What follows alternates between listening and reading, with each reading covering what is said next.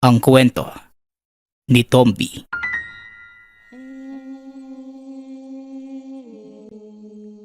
Ang kwentong ito ay hango sa totoong buhay. Mula ito sa isa nating tagapakinig. Naitago na lang natin sa pangalang Oliver. Taong 1995. Probinsya ng Capiz. Isang binatang lumaki sa syudad at namuhay sa karangyaan. Ang mga magulang ni Oliver ay nagmamay-ari ng malaking tindahan sa bayan ng Rojas. Kilala ang mga ito bilang isa sa pinakamayamang tao sa bayan. Nag-iisang anak lamang ang binata, kaya sunod ang lahat ng luho. Ngunit nagbago ang pananaw ng binata nang minsan itong ipadala ng mga magulang sa karatig bayan ng Rojas para asikasuhin ang kanilang lupang nabili. Bakit naman ako ang papupuntahin niyo doon, tay? Alam niyo namang hindi ako sanay sa ganung lugar eh. Tanong ng binata. Sino pa bang aasahan ko, Oliver? Ikaw ang magmamana ng lahat ng meron kami ng nanay mo. Kaya siguro naman, nararapat lang na umpisahan mo ng aralin ang lahat ng mga negosyo natin. Tapos ka naman na ng kolehiyo. Ano pa bang hinahanap mo sa buhay? Tugon ni Tatay Ninyo. Walang nagawa ang binata. Kinabukasan pinuntahan ito ang sinasabing lugar. Sa daan pa lamang ay dismayado na ito. Dahil napakaputik, malalaki ang nakausling bato. Halos hindi makapasok ang dalang sasakyan. Umabot ng halos ilang oras bago nito marating ang lokasyon. Sinalubong ito ni Lolo Saturnino na doon din naninirahan sa lugar. Mabuti naman at nakarating ka na po. Halika muna sa bahay na makapananghalian. Naghanda ako ng tinolang native na manok at yung paborito mong binakol. Wika ng matanda. Naku, alam na alam mo yung paborito ko, Lo ha. Alam mong ikaw lang yung gusto kong puntahan dito eh. Saka yung luto niyong binakol. Tugon ni Oliver. Masayang kumain ang binata kasama ang mga pinsan. Pagkatapos kumain, pinuntahan nito ang lupang nabili ng ama. Medyo matarik ang daan papunta sa lokasyon at medyo masukal. Dagdag pa ang mamasamasang kapaligiran. Dahil kakatila lamang ng ulan ng mga oras na yun. Ngunit naging sulit ang pagod ng binata nang marating nito ang lugar. Kaya naman pala hindi mapakali si tatay na mapuntahan ko yung lugar eh. Dahil napakaganda naman pala. Pero teka, nabanggit ba sa'yo ni tatay kung ano ang balak niyang gawin dito? Tanong ng binata. Sa pagkakaalam ko, ipapaayos niya ang lugar na ito para gawing pasyalan. Pero hindi pa naman kagad magagawa yon dahil may ilang residenteng nakatira sa lote. Tugon ni Tatang Saturnino. Gaano ba kalawak tong lupang nabili ni tatay? Saka ilang pamilya ba ang nakatira?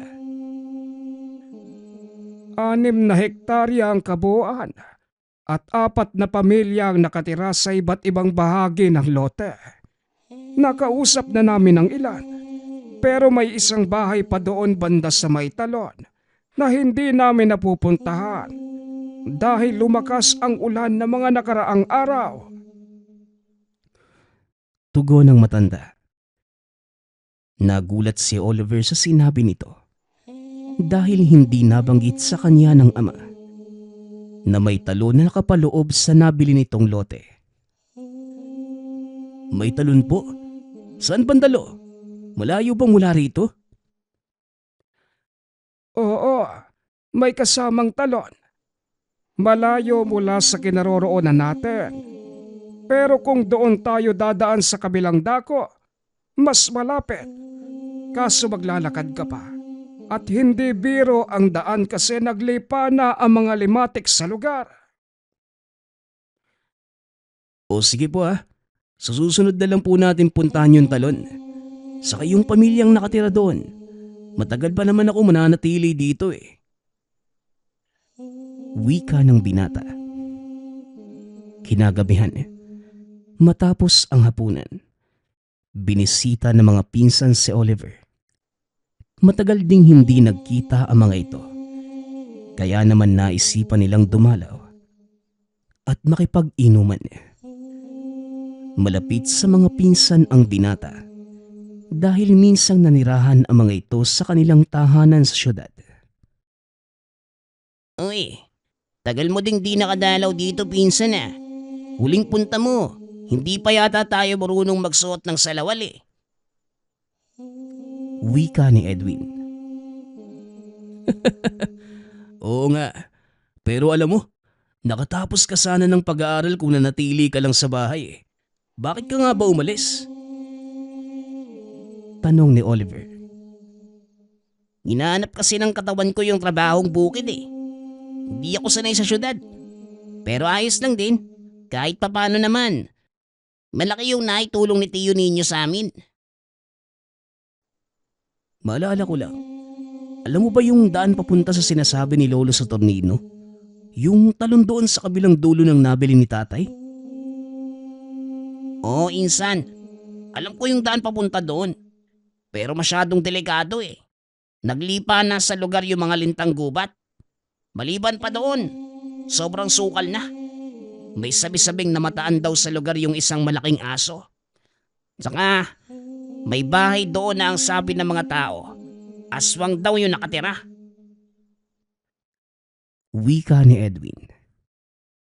Bilang isang taong lumaki sa probinsya ng Capiz, normal kay Oliver ang makarinig ng mga usapin tungkol sa aswang, mambabarang at mangkukulam.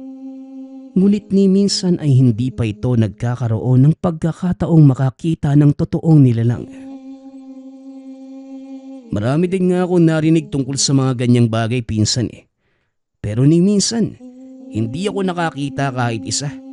Kaya kahit lumaki tayo sa ganung tradisyon, ang hirap pa ding paniwalaan no? Ibahin mo ang isang to pinsan. Marami yung nakapunta na sa lugar na yon at nagsabing aswang nga yung matandang nakatira doon. Tanungin mo na lang si Lolo kung ayaw mong maniwala.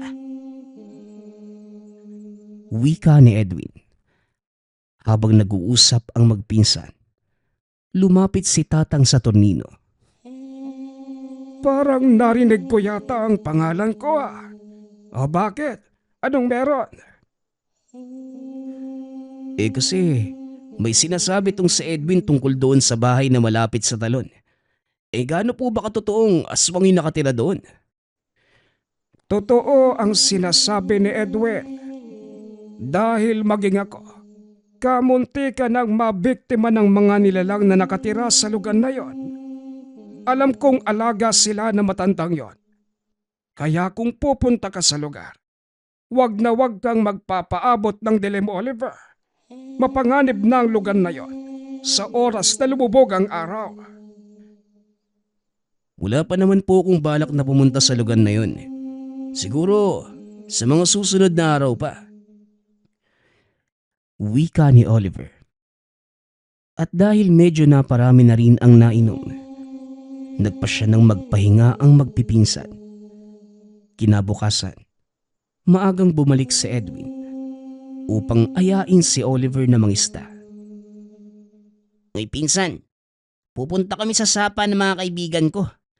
Balak naming manghuli ng isda Gusto mo bang sumama? Wala ka namang gagawin dito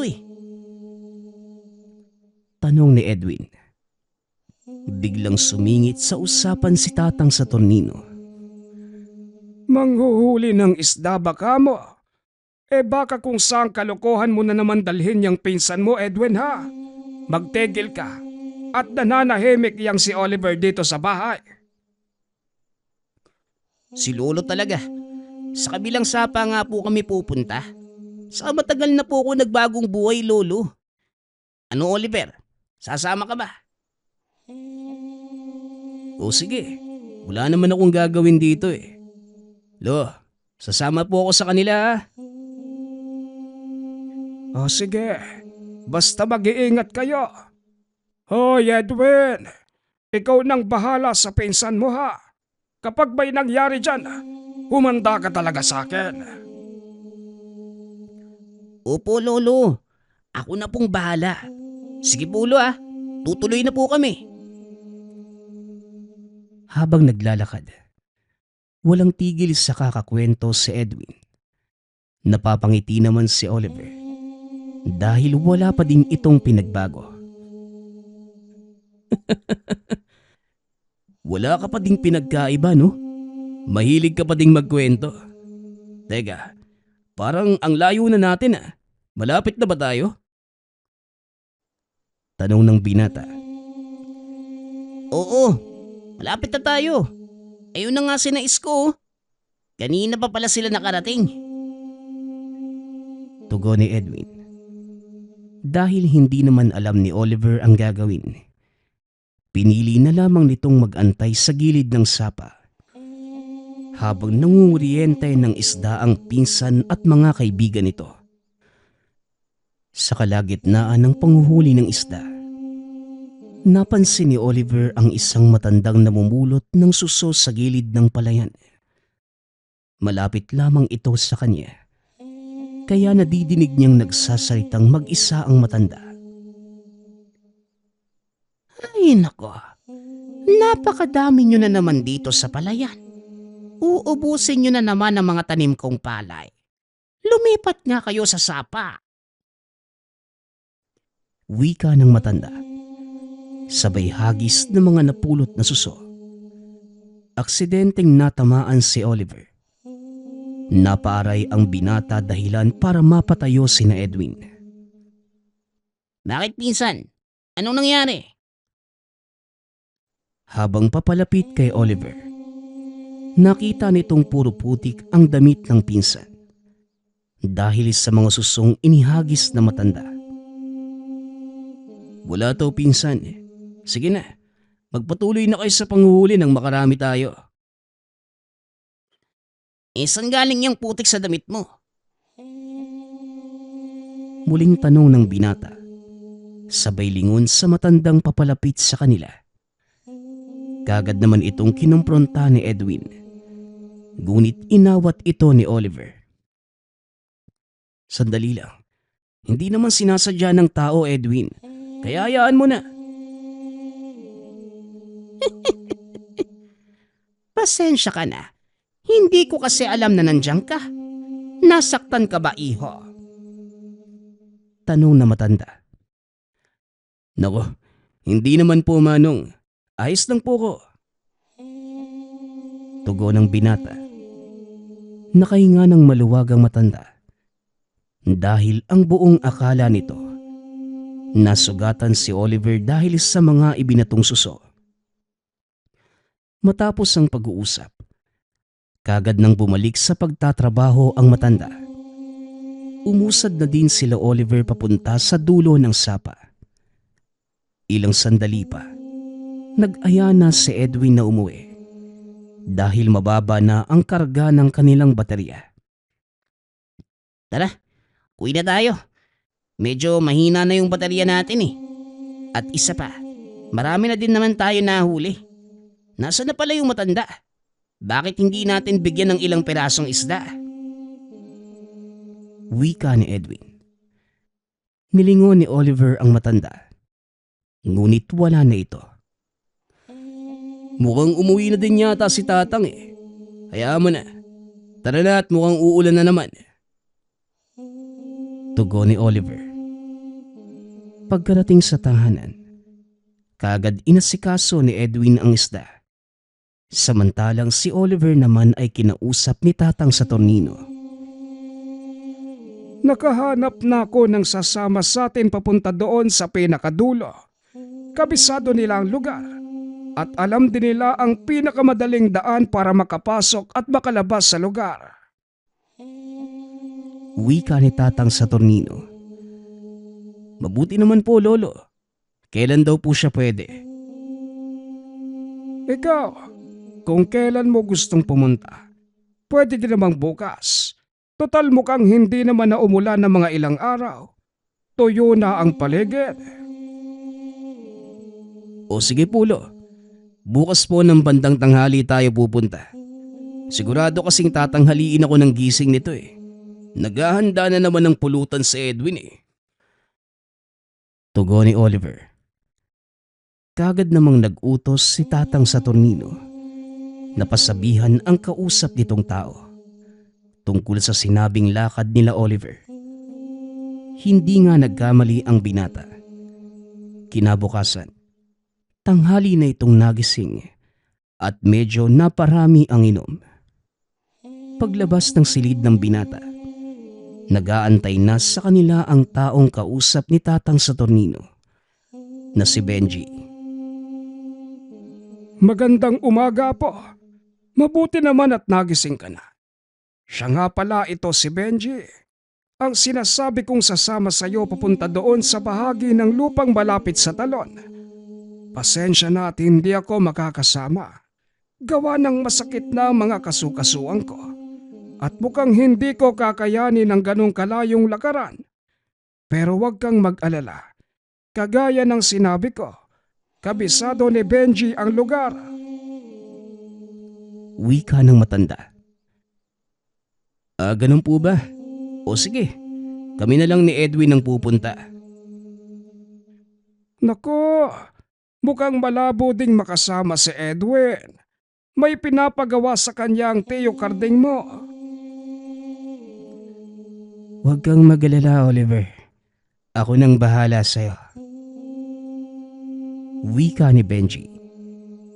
Matapos ang pag-uusap ay nag-ayos na ng sarili si Oliver.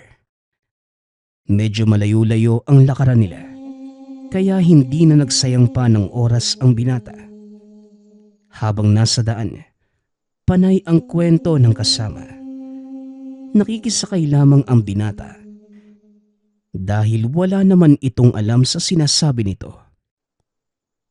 Inabot ng 30 minuto ang paglalakad ng dalawa bago tuluyang marating ang hangganan ng lupa ni na Oliver. Ngunit bago pa man pumasok sa lugar, binili na ni Benji ang binata. Kapag may narinig kang tumawag ng pangalan mo, wag na wag kang lilingon. Tandaan mo, Oliver, tayo lang ang magkakilala sa lugar na ito at makikipag-usap ako sa iyo sa pamamagitan ng pagbulong. Wika ni Benji. Wala namang pagtutol kay Oliver. Matapos ang pag-uusap ay tumuloy na sila sa paglalakad papasok sa mismong gubat. Ayon kay Benji, ang gubat na yun, bahagi pa ng kabuoang lupang nabili ng tatay ni Oliver. Ilang minuto pa ay narating na nila ang talon. Manghang-mangha ang binata sa tanawin. Hindi nito alintana ang napakadaming lintang gubat na nakakapit sa binti. Iniikot ni Oliver ang tingin sa paligid. Hindi ito makapaniwalang may ganung kaganda ang lupang pag-aari ng ama. Dito ka lang muna, Oliver. Kukuha lang ako ng mga dahong gagamitin nating pampausok para mawala ang mga lamok. At tanggalin mo na din yung mga limatik na nakakapit sa binti mo. Ang tataba na oh. Wika ni Benji. Matapos ay lumakad na ito palayo. Naupo naman si Oliver sa paanan ng isang puno. Pinagtatanggal ang mga lintang gubat na nakakapit sa binti. Maya-maya pa, natanaw nito mula sa kabilang bahagi ng talon ang isang matanda. Naglalakad ito habang pasan ang bungkos ng mga kahoy. Tanda ni Oliver ang mukha ng matandang yun dahil ito yung aksidenteng nagbato sa kanya ng mga suso sa sapa. Hindi alintana ang habili ni Benji. Pinuntahan nito ang nakitang matanda. Tatang, magandang hapon po. Ano pong ginagawa niyo dito? Tanong ng binata. Inilapag naman ng matanda ang pasa nitong kahoy. Nagulat nang makita si Oliver. Mukhang ako ang dapat magtanong sa'yo ng ganyan. Delikado ang bahaging ito ng kagubatan. Lalo pat tanghaling tapat. Sino ang kasama mo? Benji po yung pangalan niya eh. Hindi ko naman po siya gaanong kakilala. Pero maiba po ako, Manong. Ano po bang ibig niyong sabihin? Delikado sa lugar na ito.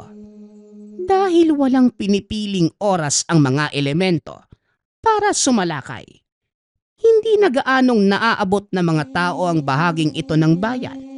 Kaya madalang din ang mga bumibisita. Hindi sanay ang mga nilalang na nakatira dito sa presensya ng mga tao. Nilalang? Ano pong klaseng mga nilalang? Tanong ng binata. Biglang natigilan sa pagsasalita si Oliver. Nang sumenyas ang matandang tumahimik. Hinawakan nito ang kamay ni Oliver. Dali-daling naglakad palayo. Taranta ang matanda na mga sandaling yun. Kaya hindi na nagawang magtanong ng binata. Basta na lamang itong sumunod sa matanda. Makalipas ang ilang minuto, puminto ang mga ito sa isang maliit na kubo. Dito ako nakatira. Pagpasensyahan mo na at nagkalat ang mga tuyong kahoy sa paligid. Nangyari kasi, nagsisibak ako ng mga panggatong na ipinagbibili ko sa bayan. Ayos lang po. Pero ano pong nangyayari? Bakit po ninyo ako sinama sa tahanan nyo? Ligtas ka sa lugar na ito. At yung kasama mo, malamang nasa panganib na ang buhay niya. Hindi ko nga alam kung bakit ka nagtiwala sa taong yon. Ano ho? Kilala nyo si Benji, Manong? Tanong ni Oliver. Inaya ito na matandang pumasok sa tahanan. Dahil mabait naman ito sa kanya, hindi nagdalawang isip na tumuloy ang binata. Wala namang kakaiba sa matanda. Simpleng kubo lamang ang tahanan nito at mga lumang kagamitan sa pagluluto lamang ang nakitang gamit ni Oliver. Magpahinga ka muna, iho. At maya-maya ihahatid na kita sa labas ng gubat. Tayin lang natin makalampas ang mga kaibigan kong nagdaraan. Wika ng matanda. Napakunot ang noo ni Oliver dahil sa kakaibang ikinikilos nito. Mga kaibigan yung nagdaraan. Ano pong ibig niyong sabihin doon? May ibang tao bang nagpupunta dito? Hindi tao ang tinutukoy ko, kundi sila. Tugon ng matanda. Sabay turo sa labas ng bintana. Nanlaki ang mga mata ni Oliver nang makita ang naggagandahang mga usa. Hindi makapaniwala ang binatang may ganoon palang hayop sa lugar. Sa isip-isip ng binata, ito marahil ang isa sa mga dahilan ng ama kung bakit nito binili ang isang lupang nababalot na makapal na kagubatan. Hindi namamalayan ni Oliver na unti-unti na siyang lumalabas ng bahay at naglalakad papunta sa kinaroroonan ng mga usa. Laking gulat nito nang bigla siyang hilahin ng matanda. Ano ka ba namang bata ka? Hindi naman mga usa ang tinutukoy ko, kundi ang mga yon. Wika ng matanda. Sabay turo sa mga nilalang na naglalakad sa gawing dulo. Biglang tumayo ang balahibo ni Oliver. Nang masilayan ang mga nilalang, ang ilan sa mga ito ay malalaking aso. Samantalang yung ilan naman, tila mga taong puno ng balahibo ang katawan. Muling hinila ng matanda papasok ng tahanan ang binata. Ngunit huli na ang lahat. Dahil namataan sila ng isa sa mga nilalang, umangil ito ng malakas at dali-daling tumakbo papunta sa kinatatayuan ni Oliver. Sa kabilang banda naman, halos mabaliw si Benji sa kakahanap sa binata ng mga sandaling yun. Inabot na ng hapon, ngunit hindi pa niya ito natatagpuan. Dahil sa takot, nagpa siya itong umuwi at ipaalam kay Tandang Saturnino ang nangyari. Paalis na sana ito nang biglang makarinig ng malakas na angil. Kasunod nito ang sigaw ni Oliver. Biglang kinabahan si Benji. Dali-dali itong tumakbo palabas ng gubat. Samantalang si Oliver naman, tulala pa din sa mga nilalang na pasugod sa kanila. Hindi ito makaalis sa kinatatayuan dahil sa sobrang takot. Palapit na ang nilalang sa kanyang kinatatayuan at halos ilang talampakan na lamang ay maaabot na siya nito. Napapikit na lamang si Oliver.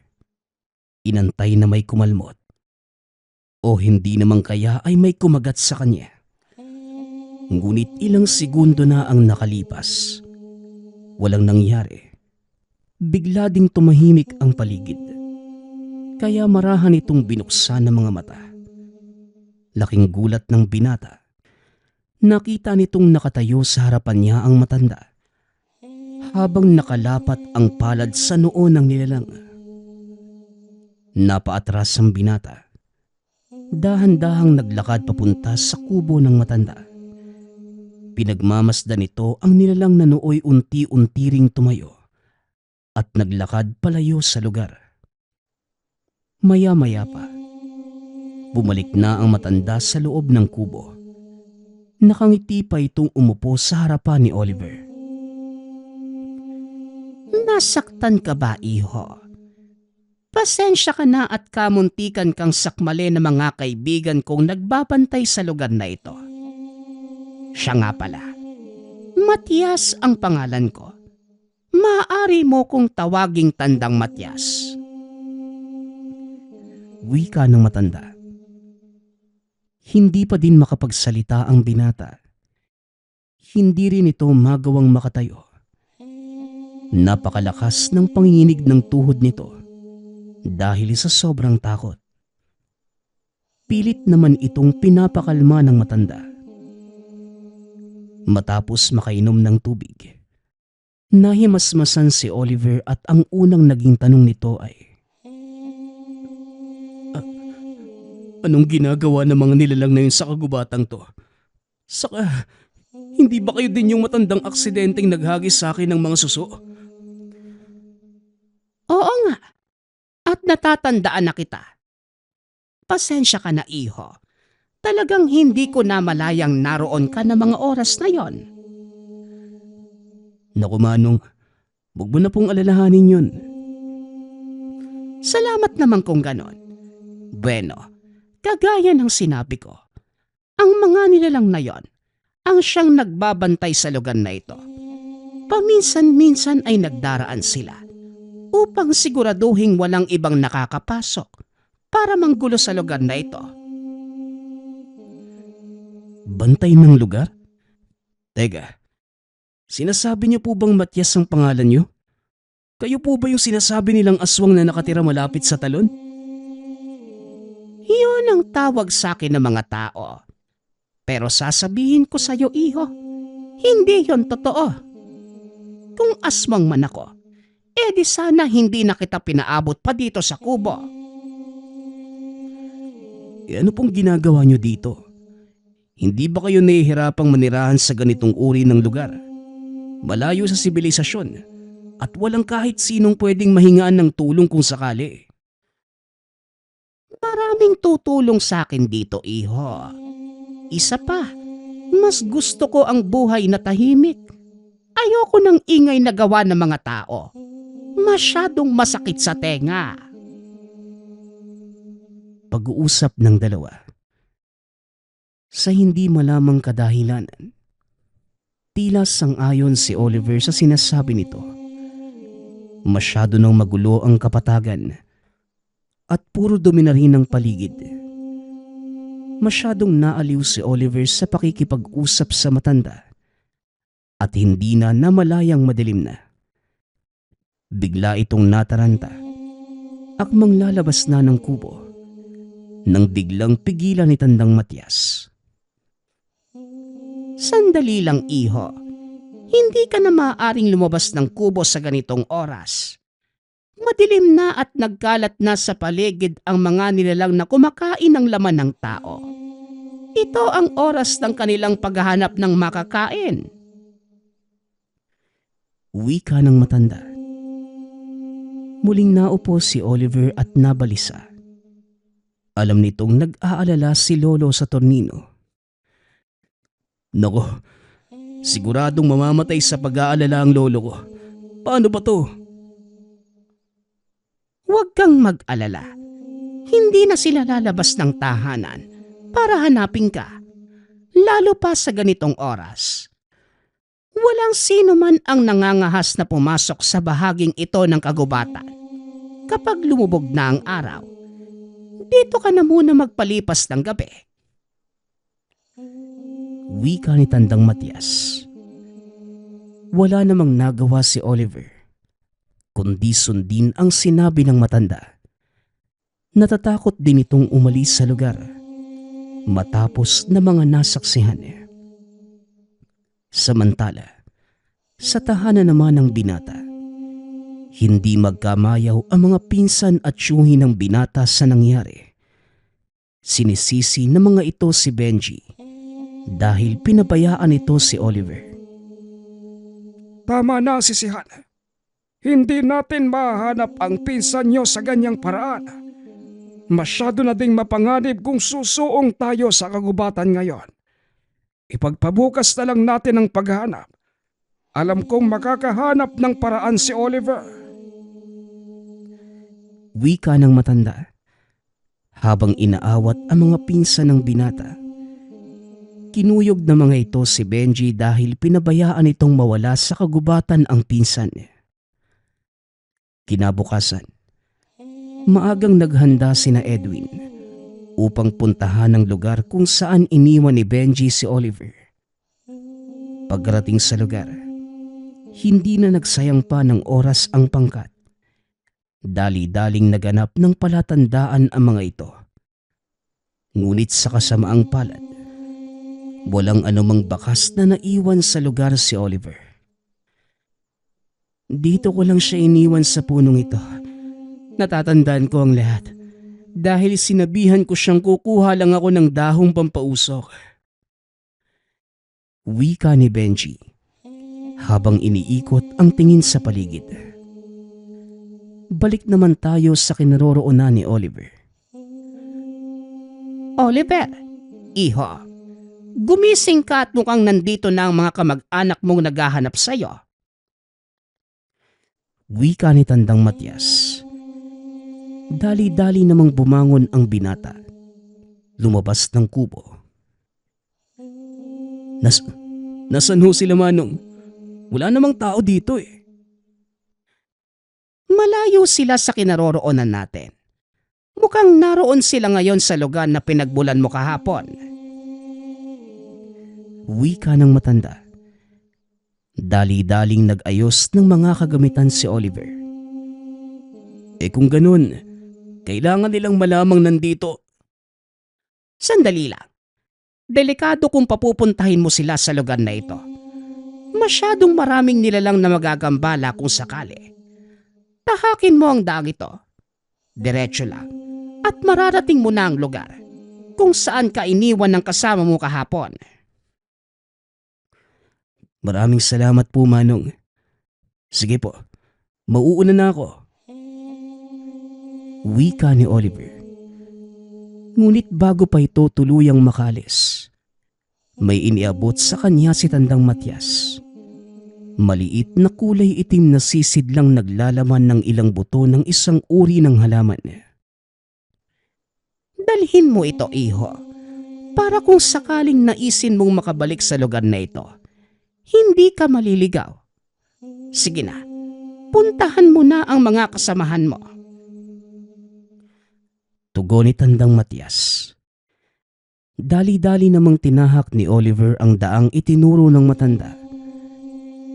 Ilang minuto lang ay natanaw nito si Edwin at ang iba pang mga pinsan. Dali-dali niya itong tinawag. Laking pasasalamat na mga ito dahil ligtas ang binata. Saan ka ba nagsususuot, pinsan? Alam mo bang hindi nakatulog si Lolo sa tornino? Kakaisip sa'yo kagabi. Mabuti naman at ligtas ka. Ano, may masakit ba sa'yo? Tanong ni Edwin. Wala naman, pinsan. Pasensya na din kung pinag-alala ko kayo, ha. At sana, huwag niyong sisihin si Benji. Dahil ako naman talaga yung may kasalanan eh. Tugon ng binata. Ngunit huli na nang sabihin niya ito. Dahil puro pasana ang mukha ni Benji.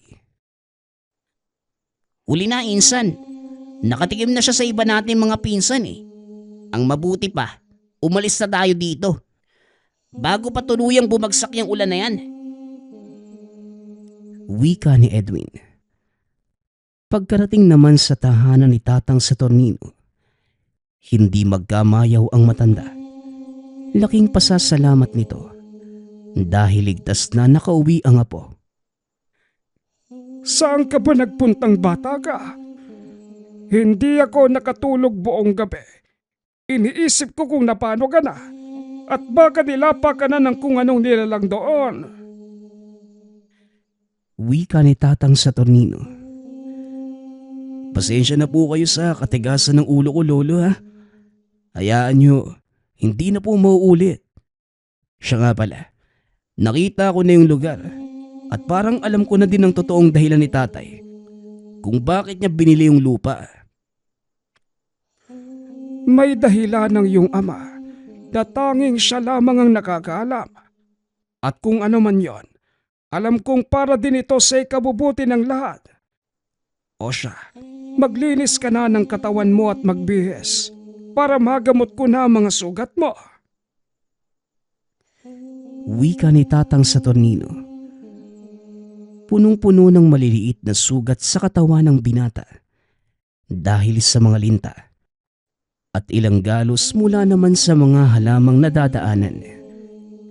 Hindi nito nabanggit kay Tatang sa tornino ang pakikipag-usap kay Tandang Matias. Maging ang binigay nitong mga buto ng halaman, inilihim din ng binata. Nang mga sumunod na araw, muling naisipan ni Oliver na bumalik sa lugar. Ngunit sa pagkakataong yun, mag-isa itong lalakad.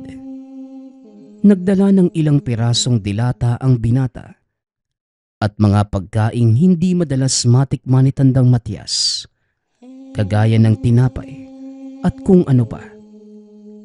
Medyo natatakot pang pumasok ang binata sa lugar dahil ito ang kauna-unahang pagkakataong susuong siyang mag-isa sa daanan papunta sa talon. Ngunit laking gulat ng binata dahil wala namang nilalang na nagpakita sa kanya hanggang sa marating nito ang tahanan ni Tandang Matias. Nakabukas lamang ang pinto. Naupo sa atangan si Oliver at ilang sandali pa dumating si Tandang Matias na may hila-hilang maliit na biik ng baboy ramo. Aba, tignan mo nga naman. Mag-isa ka nang pumunta sa lugar na ito. Ano? Kumusta ka naman? Mabuti naman po ako, Manong. Kayo po. Saka para saan yung biik na yan? Ito ba? Kinuha ko doon sa patibong na ginawa ng mga mangangaso. Sa kabila ng mga babala sa kanila, may ilan pa ding nangangahas na pumasok. At ito ang dahilan kung bakit hindi ko maiwan ang gubat na ito. Oo nga po eh. Kahit doon banta sa kabilang ibayo, marami ding mga asong pumapasok doon. Pero mailap na masyado mga hayop. Kaya wala na silang mahuli. Wika ni Oliver. Napansin naman ng matanda ang dala nito, kaya kagad niyang pinuna. Ba't nagbaong ka pa ha? Ano ba yung mga dala mo? Tanong ni Tandang Matias. Binuksan ni Oliver ang dalang bag. Oo nga pala. Para po sa inyo mga ito, Manong. Wala kasi akong maisip na pwedeng ipasalubong sa inyo eh. Saka kung ayos lang sana, gusto ko manatili dito ng kahit ilang araw. Para lalo kong maunawaan ang dahilan nyo sa pananatili. Wika ni Oliver. Nagtaka ang matanda sa mga sinabi nito. Hindi ko maunawaan kung bakit mo ito ginagawa. Base sa obserbasyon ko sa'yo, lumaki ka sa marangyang pamumuhay at nasanay sa syudad. Kaya ang ipinagtataka ko, ano ang ginagawa ng isang kagaya mo sa kabundukan? Tanong ni Tandang Matias. Ang totoo, Manong, hindi ko din lubusang maintindihan ang sarili ko eh. Binili kasi ng tatay ko ang lupaing to. Nasakop ang inyong tinitirhan, maging yung talon, sa gawing babae kasama sa kabuuang sukat. Nagpunta po ako dito para tignan lang yung lugar. Pero may kung anong pwersang humahatak sa akin eh.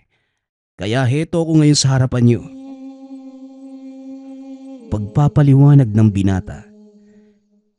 Napangiti lamang si Tandang Matias sa sinabi nito. Alam mo iho, marami na ang nagtangkang bilhin ng lugar na ito. At sasabihin ko sa iyo ang totoo. Madalas sa mga yon ay hindi natutuloy. Dahil na din sa mga nangyayari. Kilala ko ang tatay mo. Mabait na tao si ninyo. Wika ni Tandang Matias.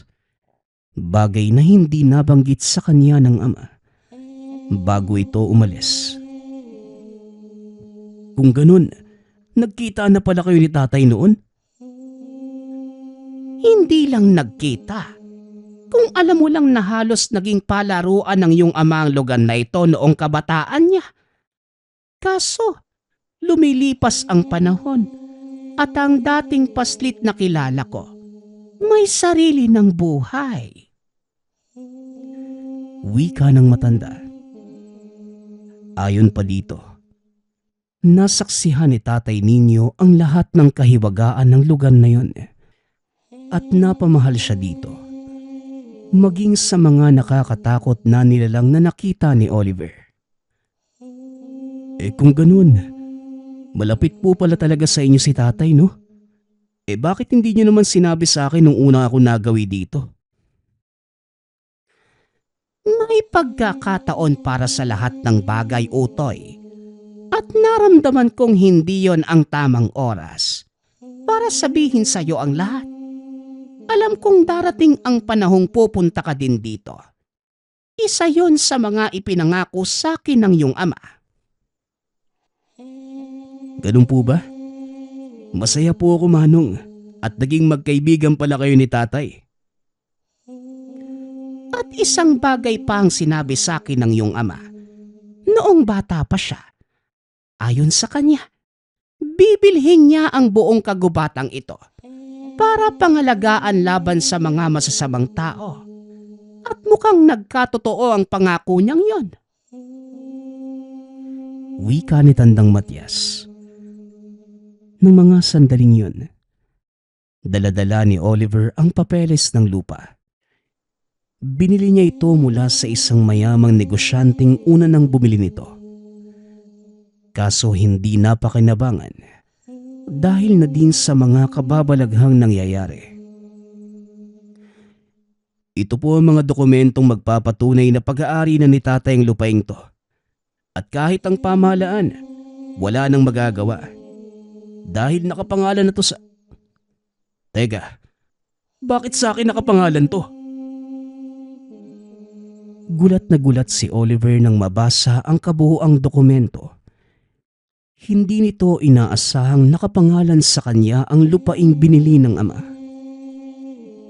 Bukod pa sa dokumento, May sulat na nakasiksik sa mismong loob ng sobre. Ito ang nilalaman ng sulat. Oliver, matanda na ako at maaaring hindi na magtagal sa mundong ito. Pasensya ka na kung napagdiskitahan kong gawin ang bagay na ito. Pero sana, unawain mong ito ang pangarap ko simula nang magkaisip ako. Ang lupaing nakasaad sa dokumento, ipinangalan ko sa iyo dahil nais kong ikaw ang magtuloy ng pangarap ko na yon. Inubos ko ang lahat ng naipon ko sa ilang taong pagtatrabaho para lamang mabayaran ang lupaing ito. At ngayon, ito na lamang ang nalalabay nating kayamanan. Alam kong hindi ka lumaki sa material na bagay. Alam ko ding walang halaga sa iyo ang yaman. Ang mali ko lang, hindi kita namulat sa buhay na nakagisnan ko. Kaya sana anak, hindi ka nahihirapan. Pero kahit ganon, alam kong mahanap mo sa sarili mo ang dahilan kung bakit ko ito ginawa. At kung hindi mo mahanap ang kasagutan, tumingin ka lamang sa kapaligiran. Nagmamahal, Tatay. Hindi na malaya ni Oliver na tumutulo na pala ang luha nito. Matapos basahin ang sulat, tinignan nito si Tandang Matias. Tatang, simula ngayon, wala nang ibang makakapasok o makakagalaw ng kahit ano sa lupaing to. Pinaghirapan to ng tatay ko at hindi ko hahayaang mauwi sa wala ang pagsasakripisyo niya. Wika ng binata. Napangiti naman si Tandang Matias. Inaya itong lumabas ng kubo.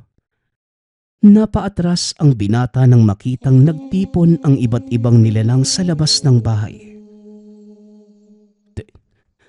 Teka Manong, anong ginagawa nila dito? Tanong ng binata.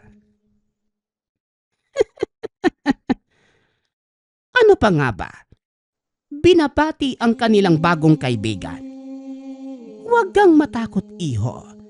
Sila ang mga espiritong nangangalaga ng kalikasan. Partikular sa lugar na ito. Bawat isa sa kanila may papel na ginagampanan. Kapag nagtagal, masasanay ka din.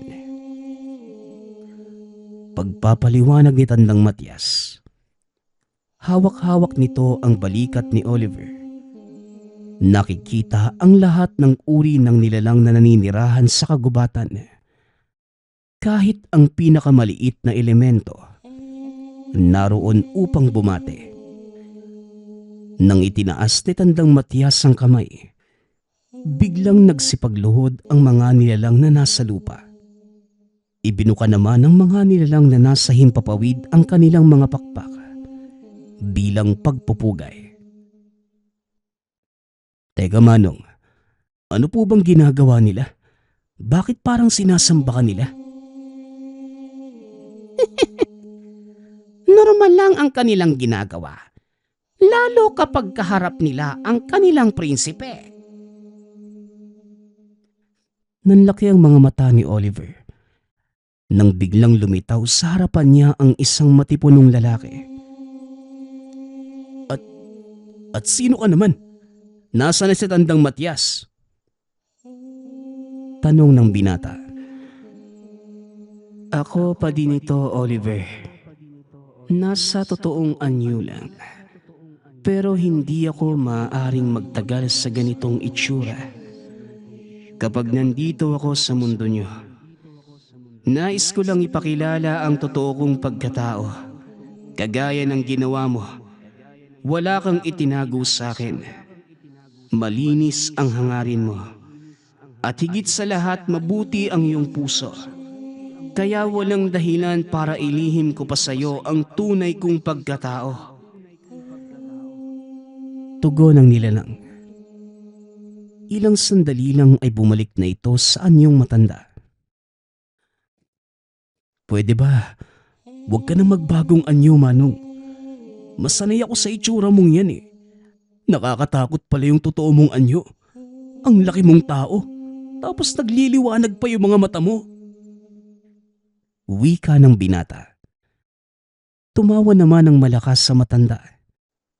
At sa kalagitnaan na masayang pag-uusap, nakarinig ng malalakas na putok ng baril si Oliver.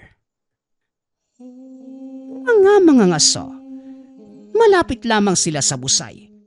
Mga kasama, magsipagtago kayo. Dali-daling nagsipulasan ang mga nilalang. Nanlumo si Oliver nang makita ang isang usa na nakahandusay sa lupa. Akmang lalapitan na sana niya ito. Ngunit pinigilan siya ng matanda. Huwag kang lalapit sa kanya, Oliver. May mga taong nasa paligid at paniguradong ang usang yan ang punteriya nila. Wika ng matanda. Bahagyang napaatras si Oliver at mula sa masukal na bahagi ng gubat, lumitaw si Benji kasama ang ilan pang kalalakihan. Hindi nga ako namamalikmata nang makita kitang papunta dito, Oliver. Alam mo bang malaki ang kasalanan mo sa akin? Pinalampas ko lang lahat ng yon dahil natatakot akong magulpi ng pamilya mo. Pero ngayong wala na sila at nag-iisa ka lang, hindi na ako magdadalawang isip na gantihan ka. Bakit mo ginagawa to, Benji? Wala namang kinalaman ng mga hayop na yan sa galit mo sa akin, ah. Sa ating dalawa, walang kinalaman. Pero para sa mga ngasong to, lahat ng hayop na makukuha nila, lahat mahalaga. Mukhang nagkamali kayo ng pinasok na teritoryo. Wika ng matanda. Bagay na ikinagulat naman ni Benji. At dahil matunog sa kabayan ng aswang si Tandang Matias, inutusan nito ang mga kasamahang patayin ng matanda. At mukhang siniswerte ako ngayon, ah. Makakaganti na ako sa'yo at mapapatay ko pa ang taong binansagan nilang aswang. Siguradong kikilalanin ako sa bayan. Muling wika ni Benji. Tinutukan ng mga kalalakihan ng barilang matanda. Akmang magpapaputok na nang biglang humarang si Oliver. Nakalabit ng isa sa mga kalalakihan ang gatilyo. Dahilan para tamaan ang binata sa dibdib. Bumagsak si Oliver sa lupa at ang huling bagay na natatandaan nito bago tuluyang nawala ng ulirat ay nang itinaas si Tandang Matias ang kanyang kamay. Kinuyog ng napakadaming mabangis na nilalang ang mga mangangaso. Unti-unting nagdilim ang paningin ng binata. Lumalamig ang pakiramdam. Sa isip-isip ni Oliver, ito na ang katapusan. Ngunit nagising itong nakahiga sa mahabang higaan. Puro puti ang paligid. May ilang aparatos na nakakabit sa kanyang katawan. Mabuti naman at nagising ka na, Apo. Natagpuan ka naming walang malay sa tabi ng daan. May dugo ka sa dibdib. Ang buong akala nga namin patay ka na. Wika ni Tatang Saturnino. Biglang naalala ng binata ang nangyari. Napahawak pa ito sa dibdib. Laking gulat nang makapangwala itong sugat. Teka, anong nangyari? Nasaan yung sugat ko? Lolo, nasa si Tandang Matias? Sunod-sunod na tanong ng binata. Sinong Tandang Matias? Mukhang hindi pa nawawala ang epekto ng gamot sa katawan mo, iho. Magpahinga ka muna at tatawagin ko ang doktor. Siya nga pala, maya-maya lang nandyan na ang nanay at tatay mo. Wika ng matanda. Sobrang gulo ng isipan ni Oliver na mga sandaling yun. dahil malinaw sa kanya ang mga pangyayari. Ngunit hindi niya malaman kung paanong nawala ang sugat nito sa dibdib. Ilang sandali pa, dumating na ang doktor. Ipinaliwanag nito ang nangyari. 3 araw na itong walang malay. Masyado nang mahina ang tibok ng puso. Sa hindi malamang dahilan, sobrang baba ng presyon ng dugo nito nang dumating sa ospital. Ngunit wala namang makitang dahilan ng mga doktor. Walang sugat o kahit anong indikasyon na maaaring maging dahilan ng pagkaubos ng dugo ng binata. Bakit ba ayaw niyong maniwala sa akin, Lo? Nabaril nga po ako sa dibdib. Pagpupumilit ng binata. Ngunit ayon sa doktor, bahagi lamang ito ng epekto ng gamot na pinainom sa kanya. Dagdag pa ang mababang presyon ng dugo. Hindi na nakipagtalo pa ang binata. Ilang sandali pa ay dumating na ang kanyang mga magulang. Oliver, anak, kumusta ang pakiramdam mo? Hindi na sana kita inutusang puntahan ng lupa natin. Tignan mo tuloy, napahamak ka pa. Wika ni Tatay Ninyo. Maayos naman po yung pakiramdam ko, Tay. Pero sandali lang. Maaari ko po ba kayong makausap ng sarilinan? Tugon ng binata. Kagad namang naglabasan sa silid ang mga kaanak at kaibigan ng binata. Alam ko na ang nangyari sa'yo at binabati kita, anak. Huwag mong alalahanin si Tandang Matias. Nasa maayos na kalagayan ng engkantong yon. Siya din ang gumamot ng sugat mo. Para sa kanya, karapat dapat ka sa ikalawang pagkakataon. Kaya huwag mo itong sasayangin. Napangiti si Oliver. Napatunayan itong hindi siya nababaliw. Sinasabi ko na nga ba eh. Aray, ang sakit ng... Huwag ka munang masyadong balikot. Panlabas na sugat pa lamang ang gumagaling. Sariwa pa ang loob. At siya nga pala, ang nagdala sa iyo sa ospital ay ang mga bago mong kaibigan. Nagkatawang tao sila para madala ka sa gilid ng daan. Ipinaalam din nila sa lolo mo ang nangyari sa iyo. Pagkatapos, binura nila ang alaala nito para na din sa kapakanan mo.